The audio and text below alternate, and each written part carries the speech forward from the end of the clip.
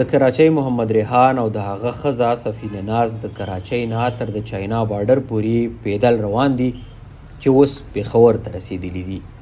دوی په شاوخوا 4 میاشتو کې قابو 1500 کیلومتره سفر ترسره کړی او لا ورته 1000 کیلومتره پاتې دی چې د دوی په فکر به یې په 3 میاشتو کې ترسره کړي.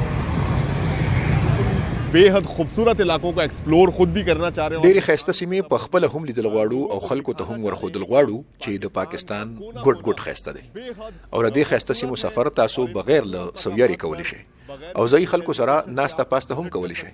ځایي خلکو موږ ته ډېرې اسانتیاوې راکړي دي. د بلوچ او پښتون قام ټول هغه خلکو چې زموږ ورسره لیده کاته شوي دي موږ ته یې خواړه د اوسېدو ځای او نور ډېرې اسانتیاوې برابر کړي دي د کومې له وجې چې زموږ سفر اسان شو. سفر में आसानी पैदा हुई. د دوی په خبره په لاره یې د موسم سختي هم برداشت کړه خو د شوق مخه یې سختي نشي نیولی. دوی وایي شپې د روډ په غاړه په کیمپ لګولو او یا ځایي هوټلونو کې تیریږي.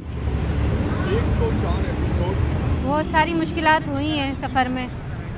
अगर इस तरह په سفر کې راته ډېرې ستونزې وې او په داسې ډول پیاده سفر کې ښځو له باید چې له حوصلې او مېړنې کار واخلي. دا زما د میړه شوق و. د یوازې تک اراده یې کړې وه خو ما ورته ویل چې زه هم در سره ځم. ډېر خوندور سفر و.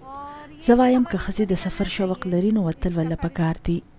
په خپل ژوند کې داسې ډول سفر له هم وخت ویستل پکار دي.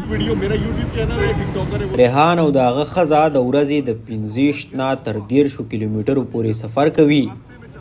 ځایي خلکو سره ویني او د سیمو په اړه په ټولنیزو رسنیو ویډیوګانې خپروي. وسیم سجاد، مشال، رادیو، پېښور.